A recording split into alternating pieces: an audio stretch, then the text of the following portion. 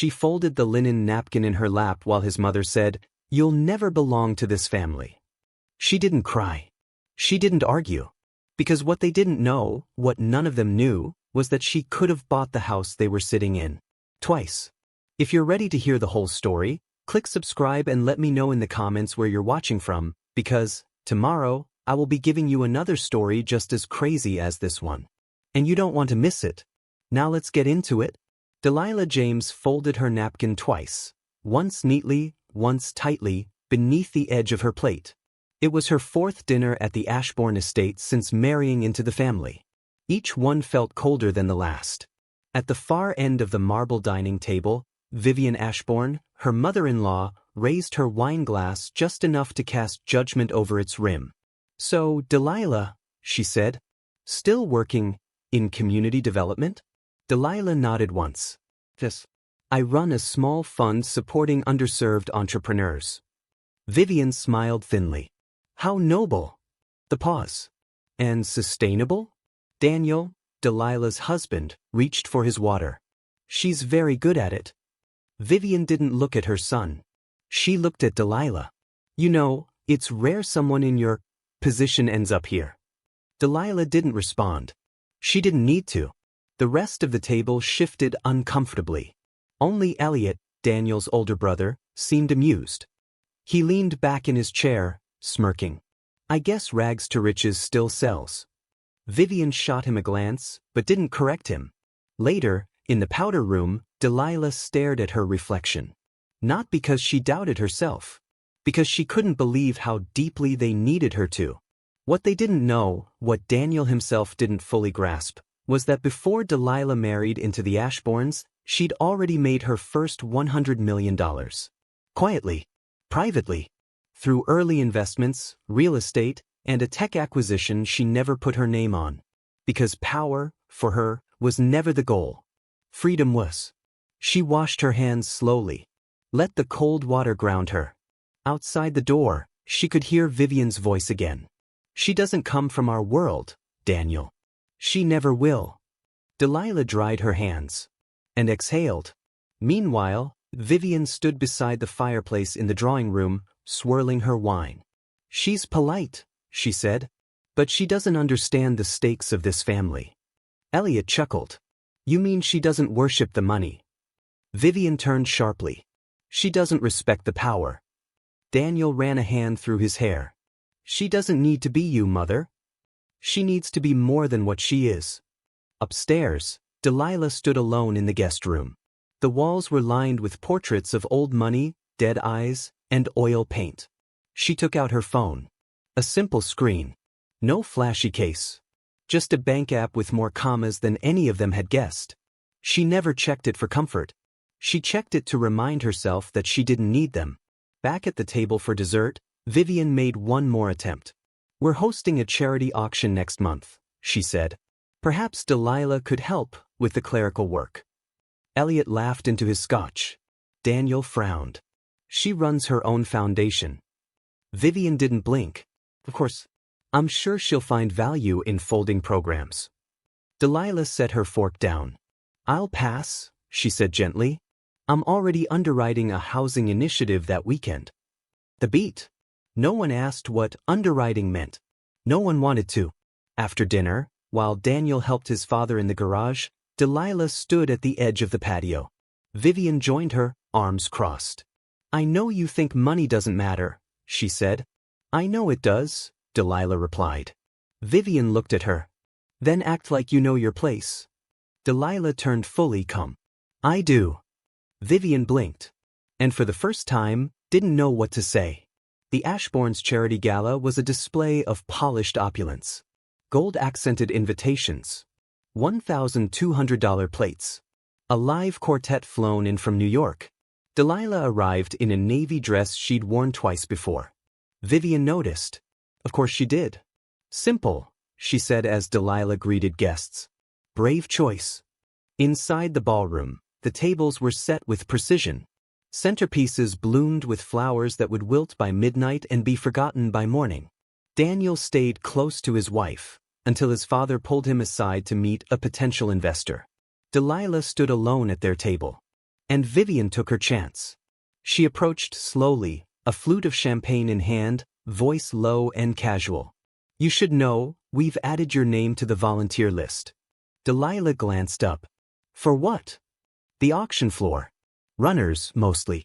Nothing strenuous. The beat. You'll wear black. It's a neutralizer. Guests moved around them, smiling, laughing, unaware. Vivian's smile stayed soft. Some of the older donors felt it would be grounding to see someone from your background contributing. Delilah blinked once, but said nothing. Vivian leaned in. This is how things work in our world, Delilah. Sometimes the best thing you can be is invisible. At the microphone, Elliot Ashbourne tapped a spoon to get attention. We want to thank everyone for coming, he said. Especially those who remind us how far this family has come. He raised his glass toward Delilah. Some laughed. Some glanced away. Daniel wasn't at the table. Vivian kept sipping her drink like nothing had happened. Delilah stood up, walked calmly out of the ballroom, down the hall, and into the empty coat room. She didn't cry. She didn't pace. She took out her phone, opened the portfolio she hadn't touched in months. Her name was on 5 board seats, 12 holdings, 1 venture capital firm, the same firm that had once turned down an Ashbourne pitch. She put the phone away, fixed a strand of hair, then walked back in, head high, shoulders square. Vivian didn't look at her, but Elliot did. Smirked again. Delilah met his gaze. And this time, she didn't look away. That night, as Daniel drove them home in silence, she spoke first. They humiliated me. He kept his hands on the wheel. I didn't hear what she said. You didn't want to. He didn't respond. At home, Delilah sat on the edge of their bed. She looked at the life she had walked into. She could have ended it with 1 email, 1 press release, 1 sentence. Actually, I own half of the table you're sitting at. But she didn't. Because she didn't need them to know who she was. She needed him to remember. He walked in quiet. I'm sorry, he said. Delilah looked at him. Do you know who I am? Daniel hesitated. Then, you're my wife. No, she said softly. I'm a woman you brought into a house that wanted to dismantle me. The pause. Then she added. And I let them, for now. The next Sunday brunch passed without Delilah. The Ashbourne table was still full. Croissants. Caviar. Chatter. But there was a new emptiness. No empty seat. Vivian had filled it with a new guest. Just the absence of tension. Vivian sipped her coffee and called it peace. But she noticed the difference. Daniel, quieter. Elliot, watchful. The air less reactive. She's just tired, Daniel told his mother when she finally asked. Vivian gave a tight smile. Of course, I imagine playing charity is exhausting. Daniel didn't laugh. He didn't speak again for the rest of the meal. Back at home, Delilah moved through the kitchen slowly, measuring ingredients, baking something simple. Not to be impressive, just to feel in control. Daniel came in and leaned against the doorframe. You're mad at me. Delilah didn't look up. I'm not. You're distant. She cracked an egg. I'm resting. From me. From pretending I'm not shrinking around your family. He exhaled. They don't mean it the way it sounds. She set down the whisk. Finally looked at him. Then why don't they say it differently? The silence stretched. He had no answer.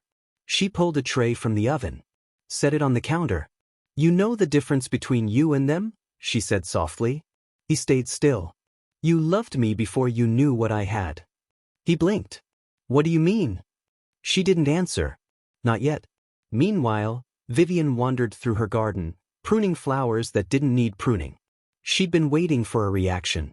An apology. Even a tantrum. But nothing had come. And that unsettled her more than outrage. Later that evening, she sent Delilah a message. It's not personal. You married into a legacy. Not all of us forget what it takes to protect one. Delilah read the message in silence. Then deleted it. No reply. Daniel paced in their bedroom, restless. He finally asked, Is this about money? Delilah turned slowly.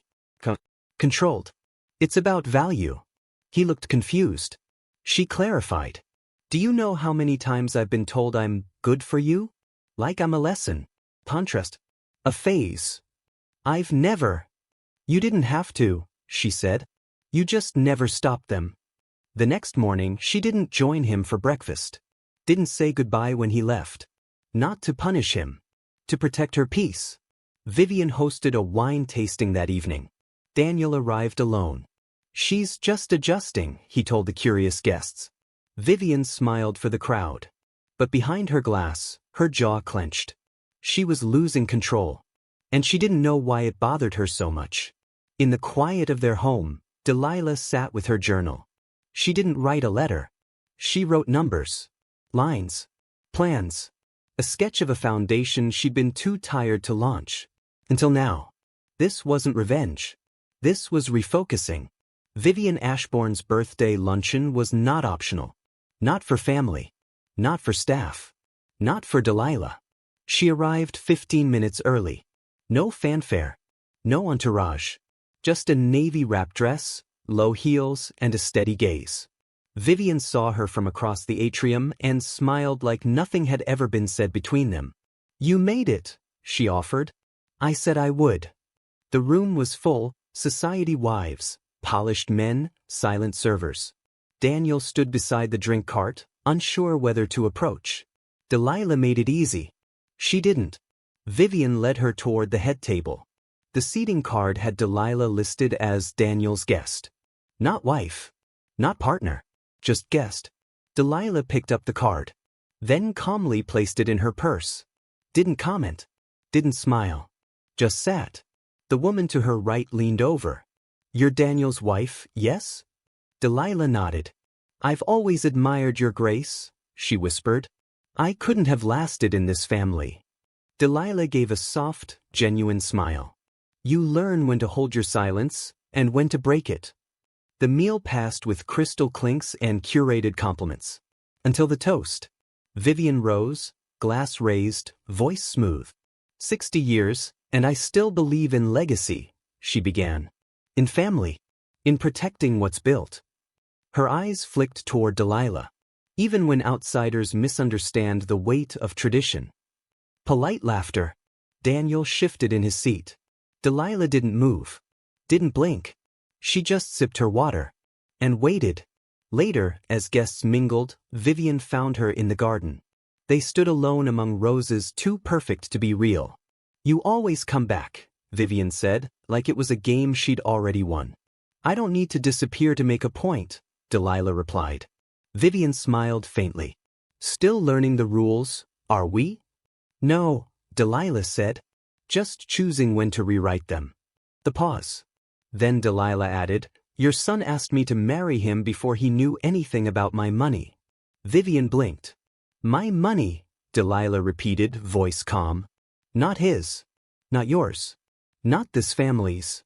Vivian stiffened. Delilah stepped closer, voice softer now. I could buy this house. Every painting in it. Every name etched into the silverware. But I haven't. You know why? Vivian didn't speak. Delilah smiled gently. Because ownership isn't the same as belonging. And I've never needed either from you. She turned and walked back inside, posture tall, eyes forward. Vivian remained by the roses. And for the first time, she had no idea what to say. Daniel approached her as she reached the foyer.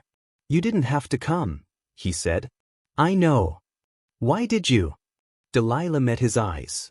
To remind myself I can stand in any room you people try to keep me out of, and not vanish. That night, she left the estate without saying goodbye. But she didn't leave feeling small. She left sure. Vivian didn't reach out the next day. Or the day after that. But by the end of the week, a note arrived at Delilah's office. Not handwritten. Careful. You spoke with certainty the other day. I admit it surprised me. If you ever feel inclined to talk, I'd listen. Delilah didn't respond immediately. She waited. Because listening is easier promised than practiced. They met at a quiet downtown cafe. No photographers. No staff. No Ashbourne watchful eyes. Vivian wore pale blue. Understated. Delilah wore black. Simple. Unapologetic. I don't expect this to change anything, Vivian said. Delilah stirred her tea. Neither do I. The pause. Vivian looked at her. Why didn't you tell him? Delilah met her eyes. Daniel didn't fall in love with a number. He fell in love with someone who didn't need his last name. Vivian tilted her head. And the rest of us? Delilah smiled faintly. You never cared either way. You just needed someone to feel beneath you. Vivian's lips parted, then closed again. Delilah continued. I was raised by a single mother. She worked 3 jobs. Never asked for help. We shared one coat some winters. Vivian blinked. She died when I was 23, right after I made my first million in early seed investments. The beat. I buried her in the only dress she'd ever splurged on. Paid for the service with a check I'd earned from a company that didn't even know I existed. Silence. Not awkward. Just heavy. I never told anyone, Delilah added. Because worth isn't a story I need others to narrate for me. Vivian folded her hands in her lap. Why marry into a family like this, then? I didn't marry the family, Delilah said. I married the man. The fact that he comes with shadows? That's life. Vivian looked away. Her voice, for once, was low. And yet you let us believe you were convenient. I let you show me who you were before I ever bothered telling you who I am. That landed. Not with offense, but with clarity. Vivian finally said, I thought silence was weakness. Delilah leaned back. Sometimes it's survival. Sometimes it's restraint. Sometimes it's strategy. Vivian looked at her hands. And this time, Delilah said quietly, it was mercy. Neither spoke for a long moment. Then Vivian said something unexpected. I remember when Daniel brought you home. I thought you were trying too hard to belong. Delilah nodded. I was. Vivian looked up. Delilah added, until I realized I don't need to. The check came. Delilah paid.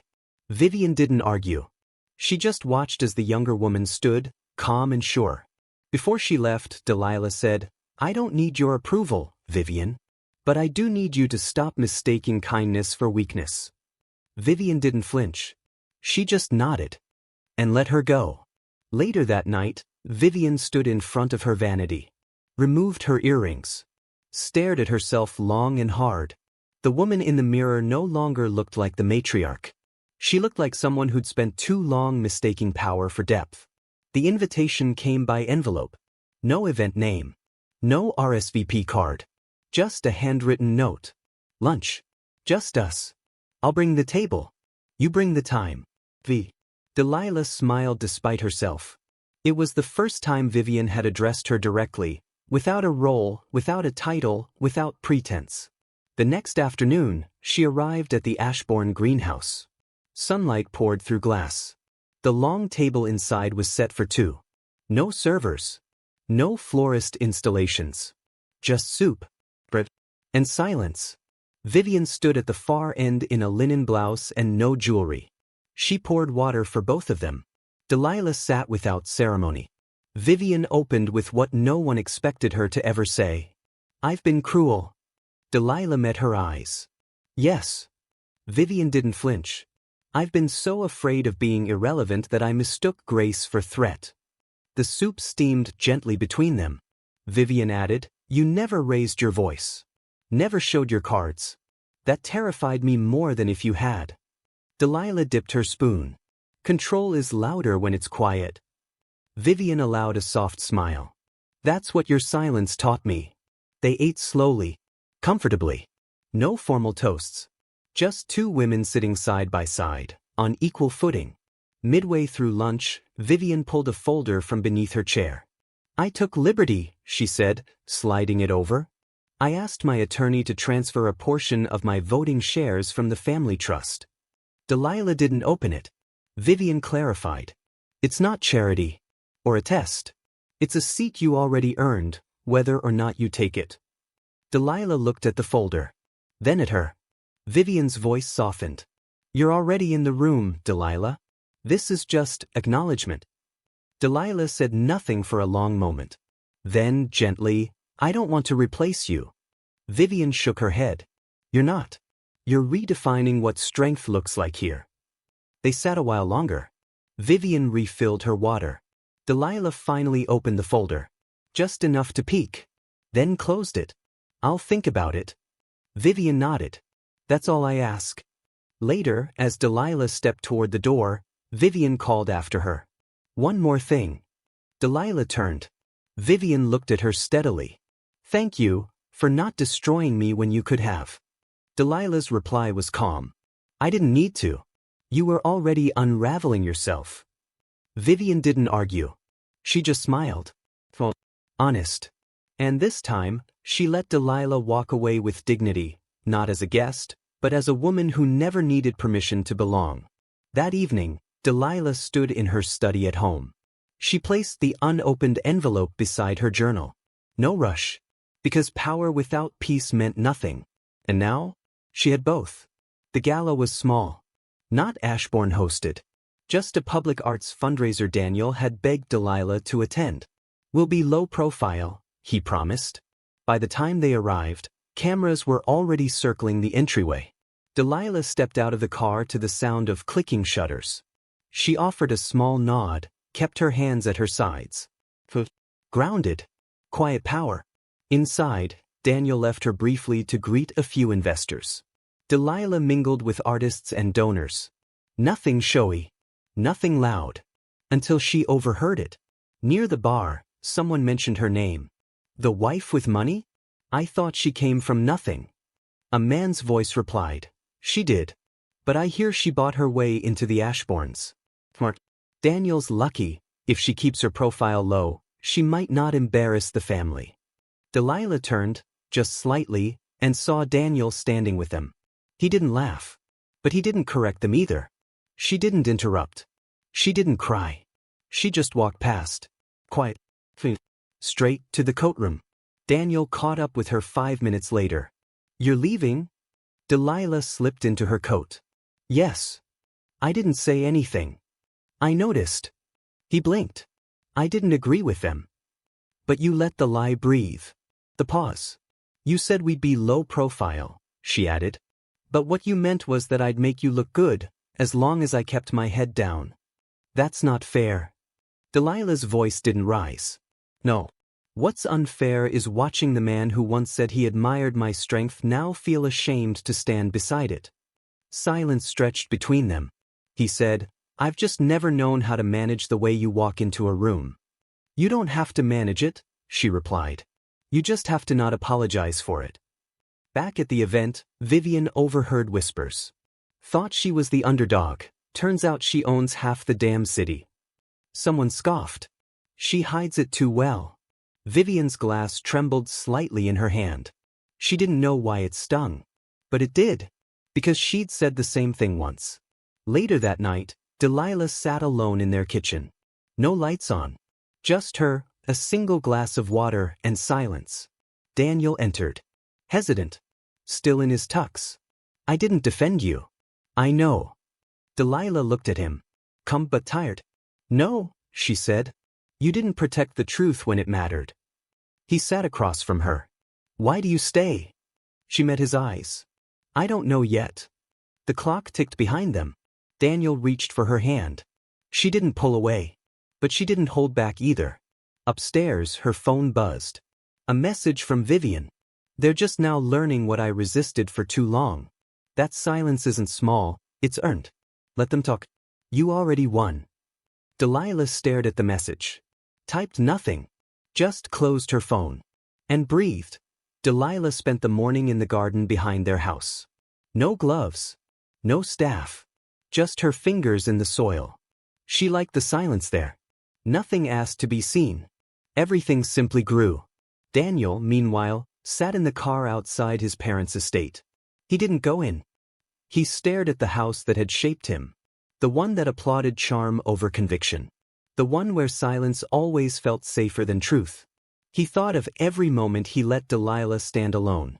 And wondered if his love had ever really been brave. That evening he came home early. Delilah stood in the kitchen, reading. He didn't greet her with flowers. Or excuses. Just this.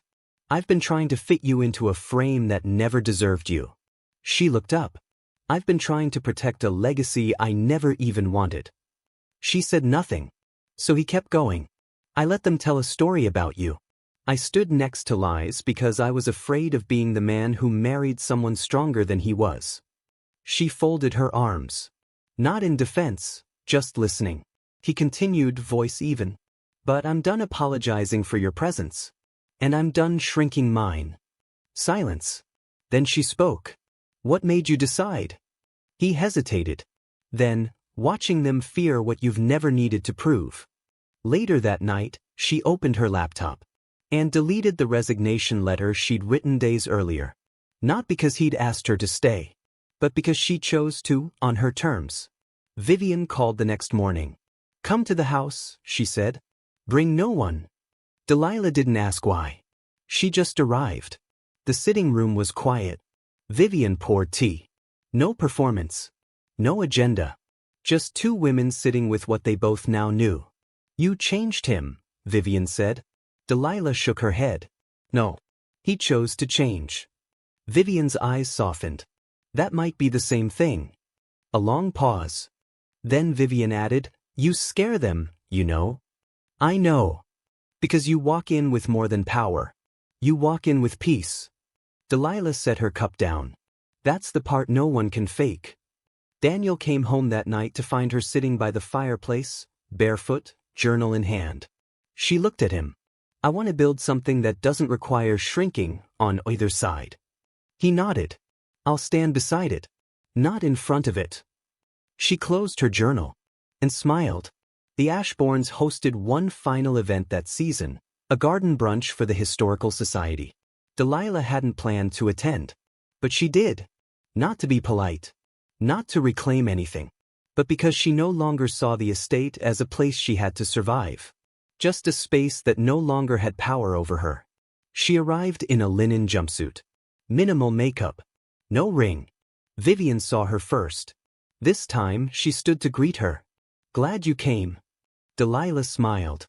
I almost didn't. Vivian nodded once. I would have understood. Elliot cornered her by the mimosa table. You've had quite the glow-up, he said. Delilah didn't flinch. I've always glowed, she replied. You were just squinting. Daniel stood near the patio steps, watching her from across the crowd. Not with anxiety. With admiration. He didn't rush to her. He waited. Because he knew now, Delilah didn't need saving. She needed standing beside. When the mayor arrived, unannounced, the crowd stirred. He made his way through, shook hands, and eventually greeted Delilah with genuine warmth. I've read your proposal. Your initiative could change the city. Vivian, within earshot, turned. Delilah smiled. That's the plan. After the event, as guests trickled out, Vivian approached her slowly. She handed over a small card. I stepped down from the legacy committee. Delilah raised an eyebrow. Really? Vivian's reply was calm. There's a time to lead. And a time to listen. Delilah looked at the card. Ashbourne Foundation Board Delilah James, Chair. No cameras. No speeches. Just acknowledgement. Delilah folded the card, tucked it into her pocket, and said simply, I'll consider it. Vivian didn't ask for more. That evening, Daniel met her at home. He didn't ask what happened at the brunch. He just took her hand as they walked into the backyard. The lights were soft. The grass cool. He looked at her quiet. I'm ready now, he said. For what? For the life where we both get to be fully seen. Delilah leaned against him. Not to rest, but to share space. Have you ever had to hold your truth in silence while the world underestimated you? Or did someone finally see your full worth? Share your story in the comments. We're listening. Thank you for watching this story to the end. If you enjoyed this story, you will surely love the next one. It's as crazier and more intriguing as you can ever imagine. So do check it out. Click on the image showing on your screen right now to watch the next one.